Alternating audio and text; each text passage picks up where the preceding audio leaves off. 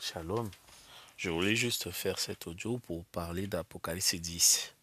Et la dernière fois, j'en avais parlé que dans Apocalypse 10, il y a la voix de l'ange puissant et la voix de l'ange terrestre, le messager de septième âge. Il y a la voix de l'ange puissant qui est l'ange céleste et la voix de l'ange terrestre. Vous voyez? Et on va voir que les bandes, c'est quelle voix et l'épouse doit être. L'église de Dieu va être fondée sur quelle voie? Si vous prenez Apocalypse 17, 10, j'ai vu un ange puissant, un autre ange puissant qui descendait du ciel enveloppé d'une nuée. Au-dessus de sa tête était l'arc-en-ciel, et son visage était comme le soleil, et ses pieds comme les colonnes de feu. Il tenait dans sa main un petit livre. Il posa son pied droit sur la mer et son pied gauche sur la terre. Il cria d'une voix forte, comme un lion rugissant. Donc, il cria d'une voix forte, virgule, comme rugit un lion. Si vous remarquez, c'est l'ange puissant qui parle ici. Et là, on va comprendre qu'il y a le message pour les nations, la voix forte. On va commencer d'abord par le pied droit à la mer, c'est pour les nations, d'après Apocalypse 17, verset 16. Et les pieds gauche à la terre, c'est Israël. Donc, si vous prenez le verset 2, quand il cria d'une voix forte, c'est pour les nations.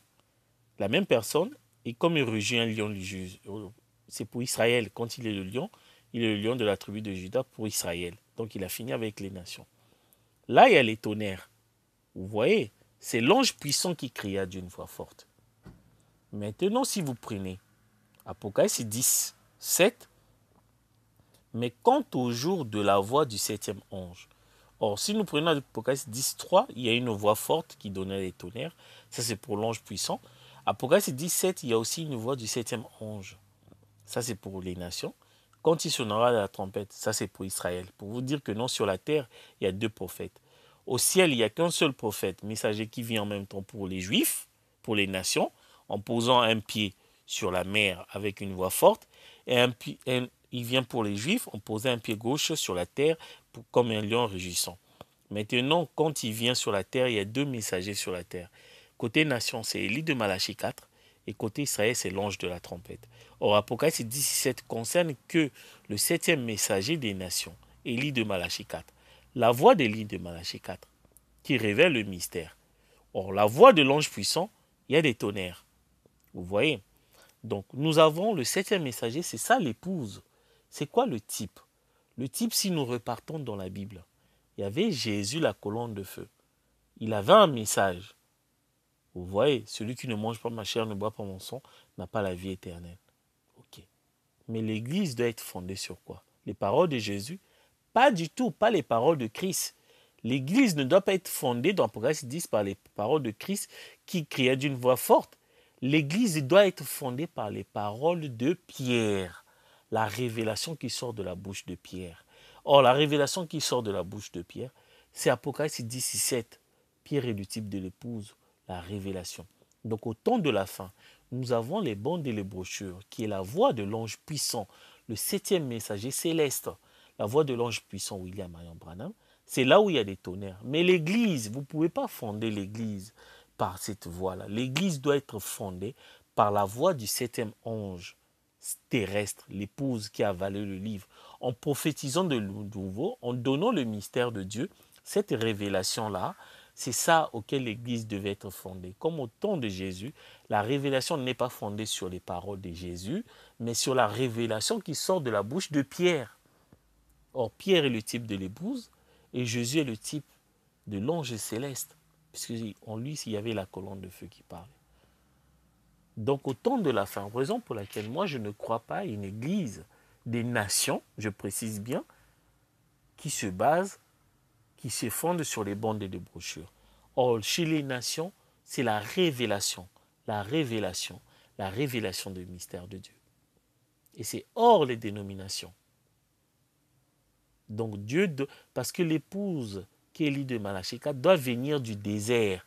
Or, le désert, Jean-Baptiste n'est pas venu Bien sûr que son père était sacrificateur, mais Jean-Baptiste est sorti du désert. On ne sort pas des églises.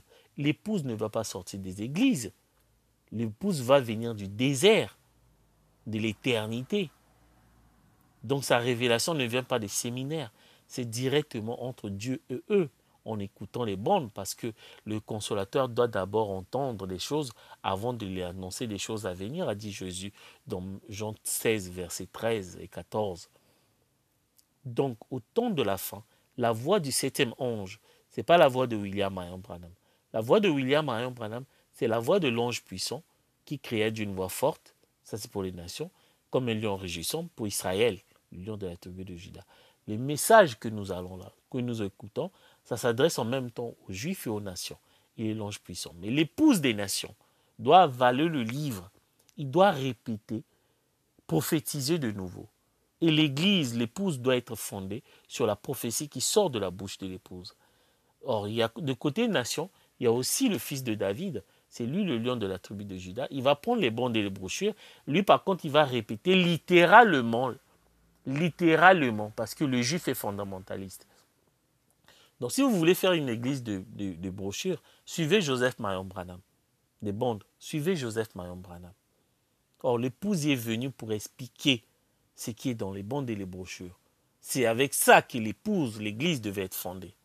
Vous voyez, Joseph Branham, quand il vient, il est comme comme Dieu, il est comme le lion qui rugit. C'est l'ange de la trompette. Donc, il n'y a pas de mystère. Il est fondamentaliste. Donc, vous devez répéter littéralement ce qui est écrit dans les bandes et les brochures. Or, l'épouse doit avoir une compréhension spirituelle de ce qui est écrit dans les bandes et les brochures. C'est la voix du septième ange. Vous voyez la différence entre la voix du septième ange terrestre et la voix du septième ange céleste. La voix du septième ange céleste, c'est William Branham. Il met un pied sur la mer, un pied sur la terre. Il a une voix forte comme un lion rugissant. Voilà. Donc, la voix du septième ange terrestre, c'est nous l'épouse, c'est la révélation. Une fois qu'on a avalé le livre, on prophétise de nouveau, on révèle ce qui est écrit dans le livre que nous avons avalé. Et l'Église doit être des nations, l'épouse des nations, parce que l'épouse, ce sont des gens des nations, doit être fondée sur la révélation, comme Jésus avait dit à Pierre dans Matthieu 16. Donc vous savez qu'il y a deux voix. La voix de l'ange puissant, qui envoie des tonnerres. Raison pour laquelle, si vous mettez les bandes et les brochures dans vos églises, ce sont que des tonnerres. Vous ne pouvez pas comprendre. Pour comprendre, l'épouse doit avaler le livre. L'épouse est le septième messager. Il doit avaler le livre pour révéler ce qui est dans les bandes et les brochures, les tonnerres. C'est ça ce qu'on appelle le mystère de Dieu. Vous voyez la différence? Que la gloire, l'honneur reviennent à William Branham. Amen.